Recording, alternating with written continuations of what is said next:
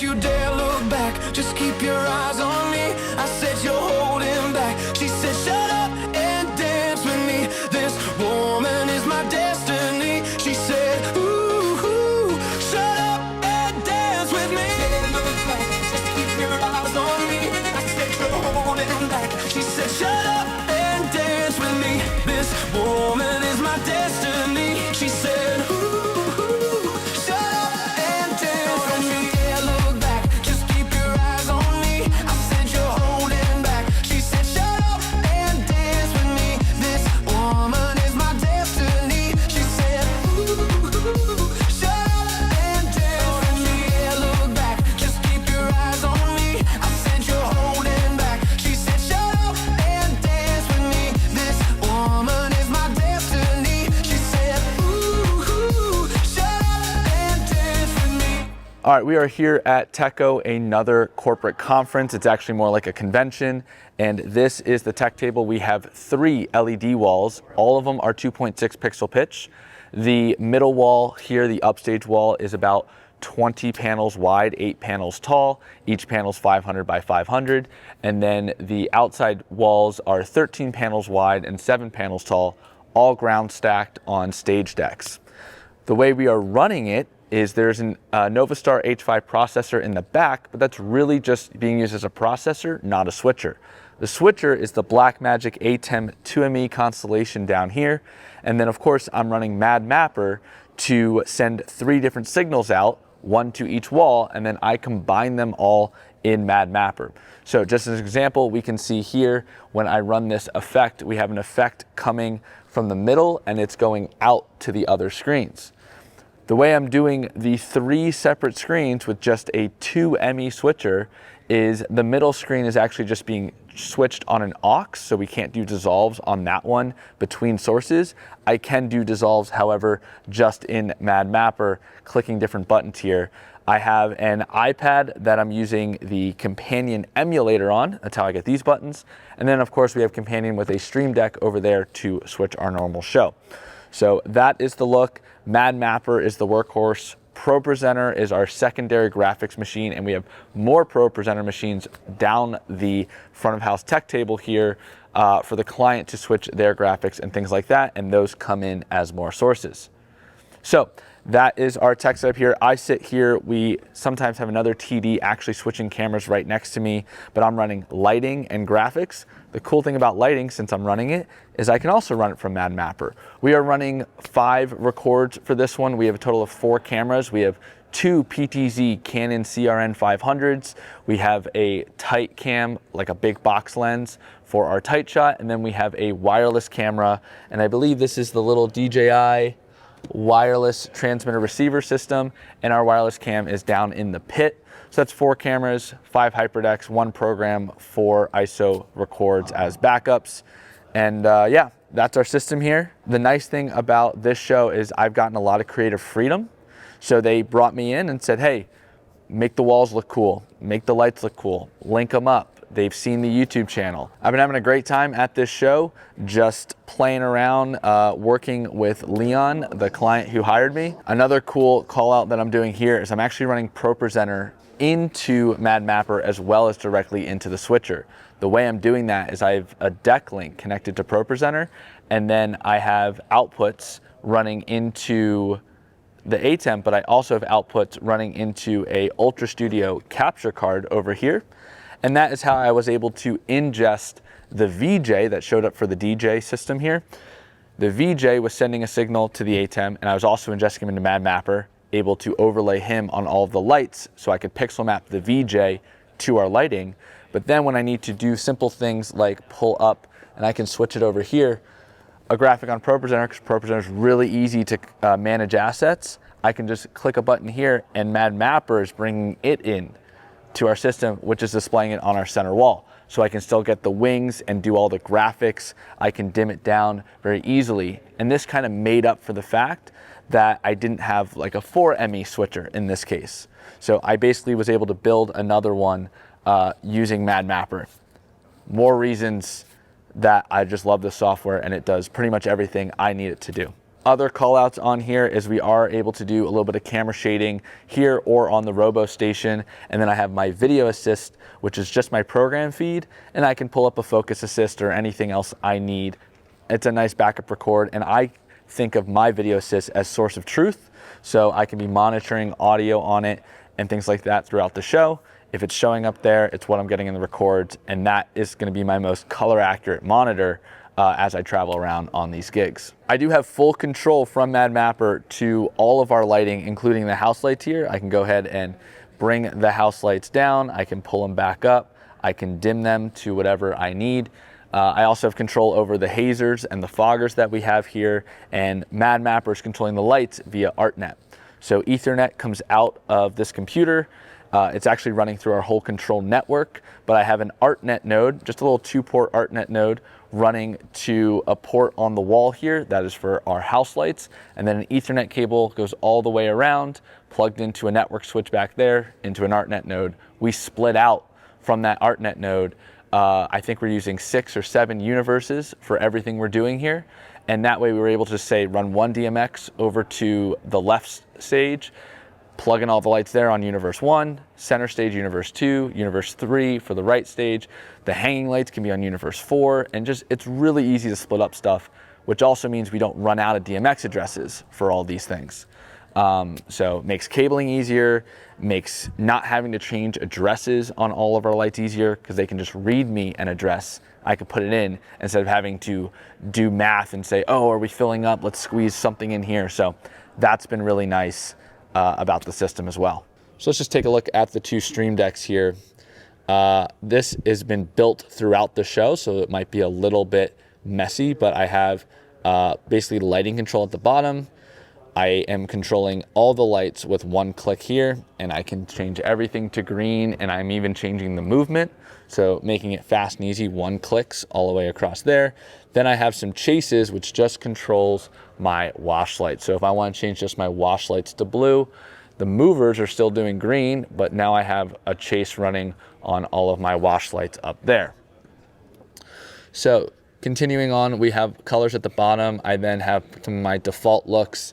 Just give me a static white for in between things. I can change all my lights to be pixel mapped. So now my lights are working with the video content. I can run white chase, and then I have a bunch of offs as well. Then up top, this is more video centered things. So I have default video. I can bring logos up, dim the logos, turn my effects on. And then I have some house light control up here, which doesn't really get touched much, only at the beginning and ends of shows. Stage wash on and off, same thing. And the red, green, blue effect is for my video content. So you can see here, if I turn the effect layer on, right now I have this content going behind. But let's say I don't want to be blue and purple, I want to be red. Well, I'm gonna turn off green and blue, and now I have just the red content with the red feedback. If I want the blue on and not the red, I can do that, and my content will change, and that'll work for any effect I put up there. So it's kind of like master control, and all I'm doing is changing these values here. As I turn on red and green, you can see that I am changing, and then at that point, we're just doing color math, which is very straightforward for lighting people. We know that red and green make yellow, green and blue make a cyan or baby blue effect. If I turn green off, I get purple. So that is how kind of color math works there. So that's that one. And then over here, to make life easy, I have my cameras for my ME1, cut and auto. Again, this all affects my ME1. And then up here, I have my 2 screens. So it goes across. I can send a media player to the center screen, Mad Mapper, Pelts, which is this backup machine here, any of my playbacks, the VJ, or I can go any of those sources because they're all lined up in order to our iMag wall. So if I want to send my program feed to the iMags, I can do that. And now I have camera feeds up on the iMags. I can click Mad Mapper to all, and we'll go right back to our effect. So we've gone over my station here pretty thoroughly, but let's check out some of the other stations. This is just doing some DIT file transferring here. We have our RoboCam setup, again, controlling the Canon CRN 500s, which are over there. PTZ. Now you might be wondering, how am I getting this quad view when I already have a multi-view there and a multi-view there coming from the ATEM? Well, the answer is I have another quad view that I travel around, little multi-view 4. We can do SDI loop-throughs through them, and then I'm able to put RoboCam there, the tight shot, so he knows for reference, and then this would be program feed. So even if we're gonna max out an ATEM switcher, there are still ways to get you all the feeds you need wherever you need it. So that was a nice touch. This is where VJ or client team might sit.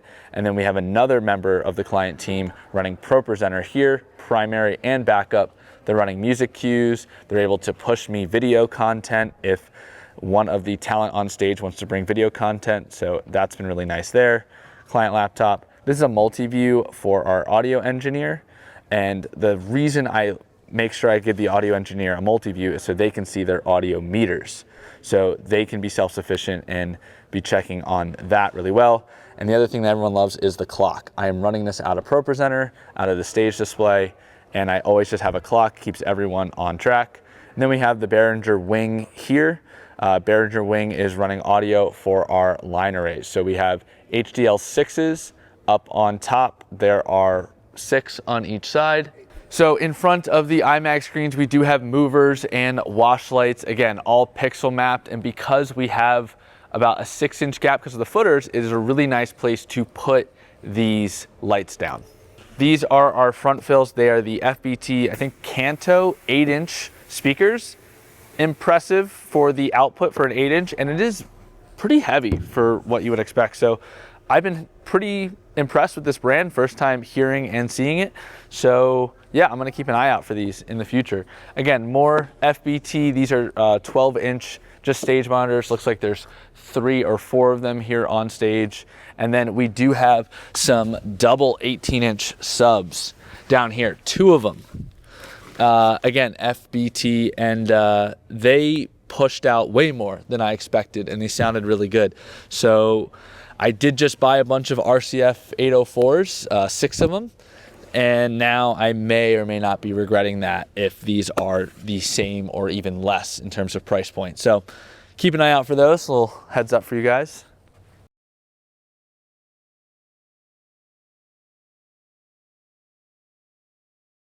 All right, now let's head backstage and check out what's back here. If you haven't seen the back of an LED wall before, this is pretty standard. This is what it looks like. Again, 13 panels wide. We are 7 panels tall. These are the iMac screens here. We did do a 16:9 aspect ratio, which works out really well, especially for putting slides and things like that. A lot of people do iMacs vertically, and as that can work well and look really good, especially if you want to go really tall with it, it makes camera work a little bit harder because you have to keep everyone in frame, or you have to go wider on your cameras and then the person smaller, which kind of defeats the whole point of doing bigger iMac anyway. So I like doing iMac in 16:9, and it has more room for effects as I combine everything and spread content across all 3. One thing that's really nice about this particular show is that we actually have a ton of room backstage, which is not normal for corporate conferences. Usually we are fighting for space, but here we have all the space we possibly needed, so that was really nice. Over here is the processor. So we have the Novastar H5 processor, and we have 2 of them, primary and backup. They can be wired so that even if one dies mid-show, which is not likely to happen, the other one would still be pushing signal to the wall and you wouldn't even be able to notice. So that's been really nice about these. Another interesting call out is these fiber converters. So these are unbranded. If I find the Amazon link, I will put it in the description. But these are fiber to SDI and SDI to fiber converters. So 1 rack mount, 8 SDI ports, 1 fiber. That's not a pair of fiber, that's 1 fiber.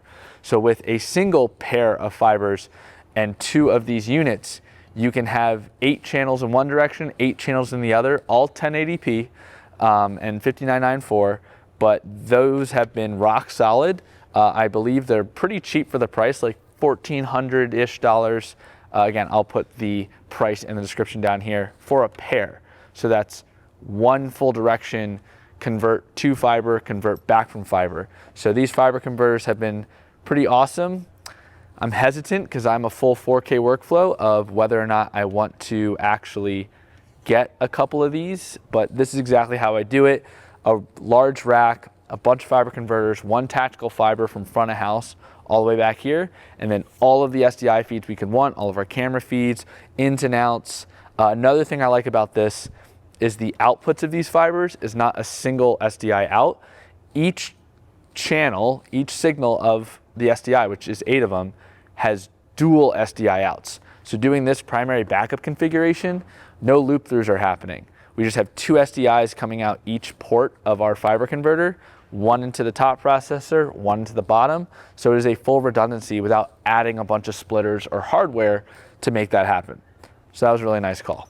On top of the rack here, we do have our ArtNet nodes. So let's swing around to the back and we'll check out the back of this rack. So on the back of the rack here, we have our ArtNet node. Specifically, it is this one on the bottom, this one on top is a DMX splitter.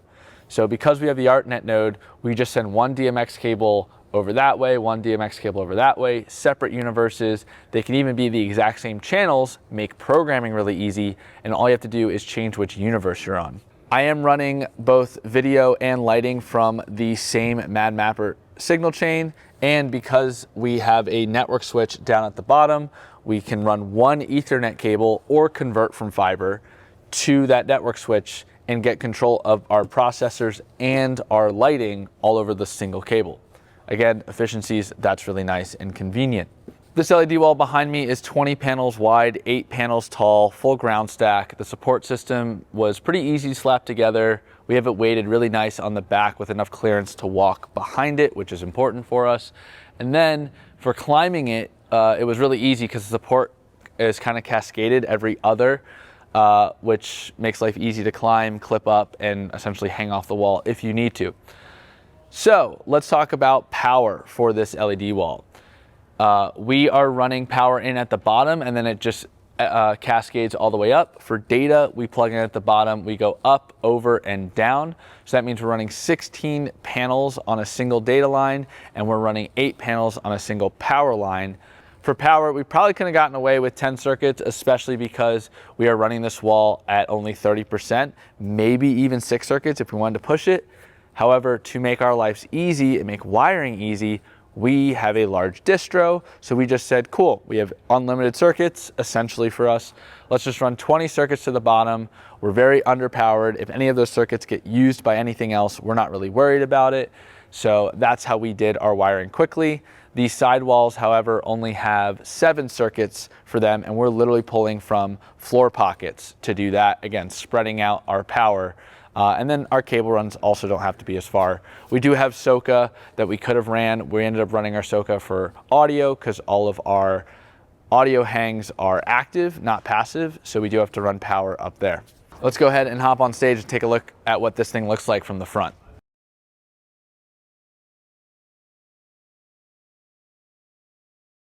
So one more thing you don't get at every corporate conference is a really large stage, right? But this is more of a convention.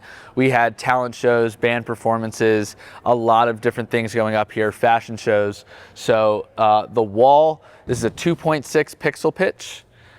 It's got a great refresh rate and we are running it at only 30% because of the cameras. If we wanted to, we could run a lot brighter, push more stage wash on stage. The brighter you make this wall, the more light you have to hit at the talent. So there's a trade-off there.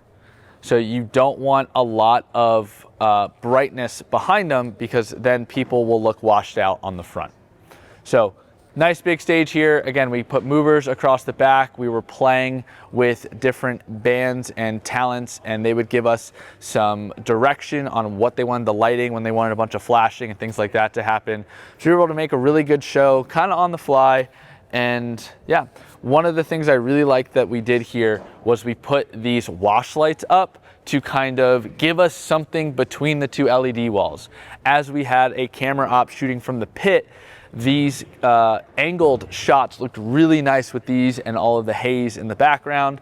We got great lens flares and things like that. So that was a really nice call we made to kind of hang these pars up and get good lighting shots. All right, so now we're over here at the audio rack behind the stage. In this rack is 8 wireless mics as well as 4 in-ear monitors. Those are the headphones that have a wireless pack on them. Then we have the stage box, and then we have another stage box on this side because of course bands show up and they need to patch in. So we have a fresh stage box just for them to patch, on top of another stage box that's on the front of the stage for plugging in microphones, having the front fills, again, all active speakers, so all we need is an XLR signal. We're not running beefier cables or other things like that all the way up. One Ethernet cable stage box up there gets us our entire front of the stage. We do have a monitor backstage so that talent could see what it was like. They have the time clock so they know to stay on track. They have all of our camera angles and what the LED wall is showing. So that way, before they walk up on stage, they can feel confident. Our stage managers backstage can feel confident as to what's happening. And we all were wearing Hollyland comms. These are like the C1s where there was no belt pack. It was just a headset and you pull the mic up and down or click the button. 8 comms is what we used for this. Sure, we can always go more, but it was exactly what we needed. Everyone was able to talk to who they needed. And yeah, but always good to put a stage monitor backstage.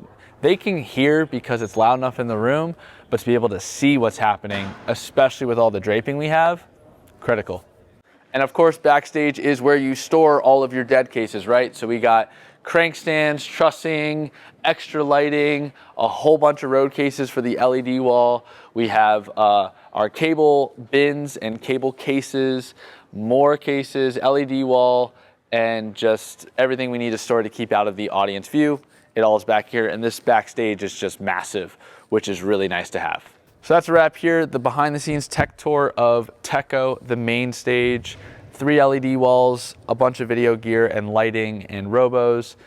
Big thanks to Leon from Runaway Productions for flying me out and having me help him out here. I had a really great time working with him. Brandon, thank you so much, man. I got Lyme's disease. I'm like playing hurt right now, and I wanted to make sure that my client was so well taken care of. I reached out to Brandon because he was the only person I could think of that I knew that could do all the things I do and that would care about the vision and the mission, and he did exactly that. I can't believe he was available. He flew out. He did an amazing job. I know this is going to be the first of many. It'll be so easy to reach out to him in the future. So live production mastery, you know what to do. Like, subscribe. Till next time, peace.